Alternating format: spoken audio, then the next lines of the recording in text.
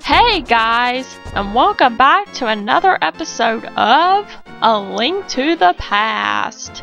In the last episode, we explored the entire, well, not the entire land, but a lot of the land of Hyrule. And we got the ice rod, we got the book of Mudra, we got some heart pieces, and we got a buck ton of rupees. And no, I don't want to jump in that lake. I'm trying to get around this guy, but it's kind of hard.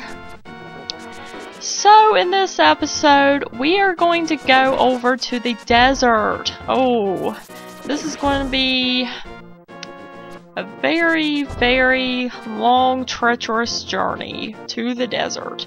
It's in the far left-hand corner of our map.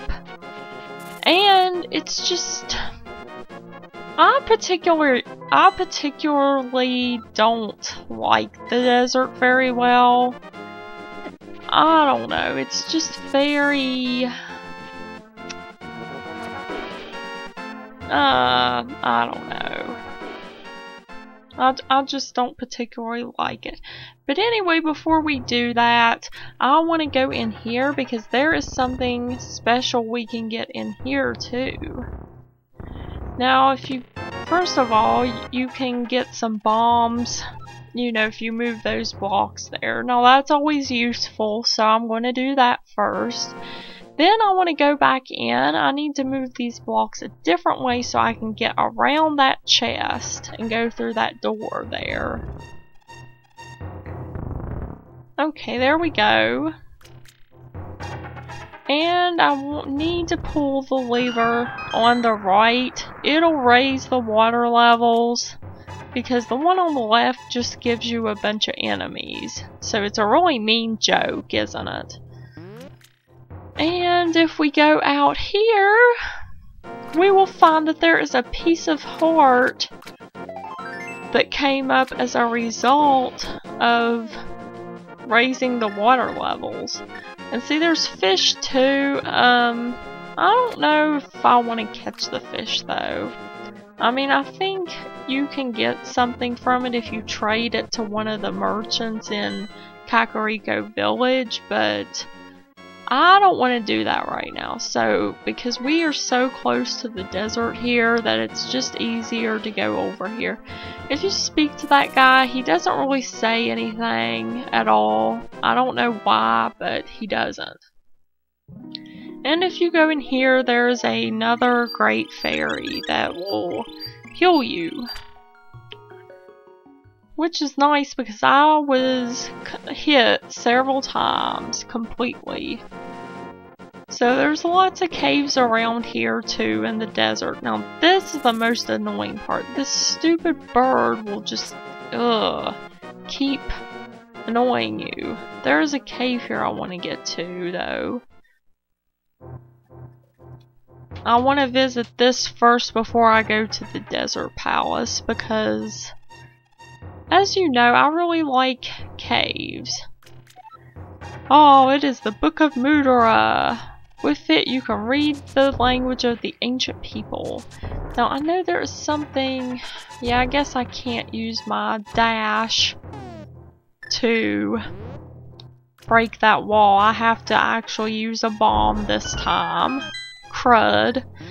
But it's okay, because I have a few bombs already. It's fine. And you get another piece of heart. We have 3 pieces of heart already, which is really, really good. Soon we'll have a whole heart container. But yeah. Now we're gonna have to go back to the desert palace. And it's just, I just really don't like it. For one thing, these guys crawl out of the sand. Oh, it's the Sandman. They're gonna get you. And then these birds are flying around, annoying the crap out of me. Now, what you want to do, you want to get out your good old Book of Mudra. And if you don't have the book, then if you try to read that block, you won't be able to decipher it. So that is the reason why we needed that book. So that way we could get these stones to move and we could go to the entrance here.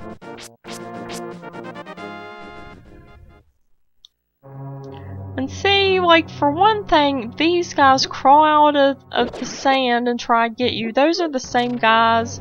They also make an appearance in Ocarina of Time, you know, where the spirit temple was and everything. I really actually want to play Ocarina of Time now that I keep talking about it again. I've played it so many times. I love Ocarina of Time so much. And it's just, it has a really good story. It has really good gameplay, and I really love it. But anyway, and maybe one day I could actually do a Let's Play on Ocarina of Time. I don't know though, because I have Ocarina of Time 3D on my 3DS, and I really don't have anything that I can use to capture the gameplay for my 3DS. It would be nice if I did though, because that would really broaden the horizons on what games I can play for my walkthroughs. But right now I don't really have a way. I mean, unless I point my phone at the 3DS, but that probably wouldn't turn out very good. And I don't think there's anything out here. I think I went through the wrong door. Yeah, I did. If you go out that way, then basically you'll have to re-enter the dungeon from the front. Because there is one part where you do need to go outside, but in that part you're able to, like, you're on a higher area of land there, so that way you won't have to fall down there. But you'll see what I'm talking about in a minute. I also kind of want to play Majora's Mask again too. I really loved the mechanics of that game and how there was a sense of terror when you play it because everybody's dying and the apocalypse is going to happen. And I've never actually beaten Majora's Mask before. I need to finish it sometime. I'm pretty sure that I made it to the end of the game and then I quit playing. That's usually what I do when I play video games. Like, I'll make it to the end and then I'll be too intimidated to fight the final boss. And I don't play it for a while. And then when I eventually do play it, then I'll fight the final boss. But when I played Ocarina of Time, I fought the final boss so many times, you know, because I completed the game so many times before. And I had no trouble with that because I was so used to it. Now in this room we need to knock this key down because we're going to have to go through a locked door. And I've never finished A Link to the Past either. I think what happened was I probably got to a hard part and I wasn't able to continue on through it again, so I pretty much quit, and probably I got busy at that point, so I kind of forgot about it. But I have played A Link Between Worlds a bunch. That hasn't been so bad. And of course I'm really excited to play the brand new Zelda game whenever it comes out. I have no idea when it's going to come out now because they have delayed it. They've really delayed it a lot. I mean, it was supposed to come out this year, I think, but now it's coming out next year. And Yeah. But I'm sure it's going to be really good though, since they've been spending so much time on it. Okay, I'm pretty much walking around in circles now. I'm kind of trying to make sure that I've covered all my bases here, because I know where I ultimately need to go. I just have to make sure I haven't missed anything. You know, like a key or something like that. Okay, there's a switch right here. Okay, shoot. I switched it off there again. Okay, in this room, we get the power glove, which means that we can pick up stones now, and I absolutely love the fact that we can do this, because now, you know, when those annoying stones are in the way in Hyrule, we can just, don't want to fall into the quicksand. Then we can just lift them up and throw them away. Thank goodness for that. Okay, this, I can't get rid of this pink dude. And I didn't get anything from that. Oh well. Now, what we want to do, we want to go over here.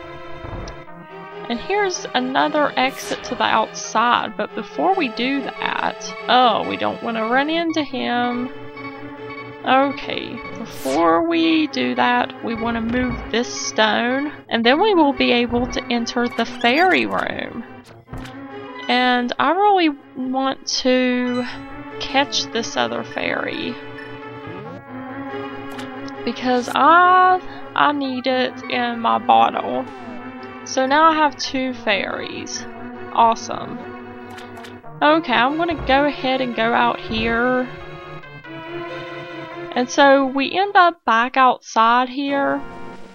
And what we want to do before we go in the other door of the cave, there is a piece of heart right here out in the open. So make sure you get that before you go over here. So you lift up the stone, and that looks like a really weird beast right there above the entrance to the second part of the cave, or the second part of the dungeon, I mean. So this is part 2 of the dungeon. And okay, there's the key. Let's run to the door. Don't want those floor tiles to hit us. And yeah, we have to kill all these guys. It's really annoying because of the laser dude. I think it's called a Beemo. Beemos, something like that. Now we have to run quickly over here and lift up this jar to get the key. Oh my gosh, I'm dying. I'm totally dying here. Let's go in this door. And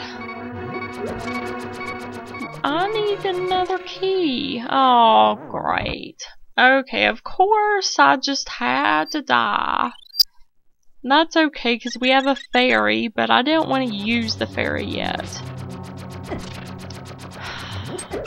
Okay, there's the key. Thank heavens.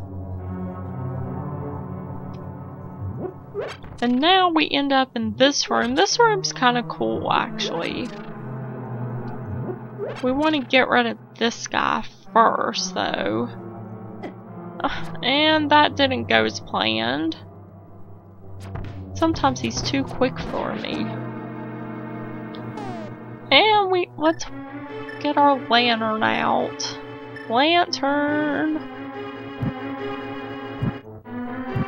And it doesn't matter what order you light these in, because we can just light them up. And there, a door magically appears. This is awesome. And of course, in case you didn't know, I totally died the first time I did this, so now I'm doing this a second time. And I ran out of fairies and stuff too, so I had to go back and get some more fairies. And I'm just telling you all this because I feel dishonest if I don't tell you. And plus, I really wanted to cut out the part where I died, because that way it doesn't make the video too long and you guys don't get bored from it. You know, for me playing the same part over again and, you know, having to go back and get fairies, that's a pretty big hassle. Because I did get some more fairies, so in case I die, which I probably will because I only have like 1.5 hearts left. Because I know, I mean really though, I think, I don't know. But anyway, what you do to kill these guys, you just hit them with your sword when they pop up out of the ground. You're like, hey, attack, and I died.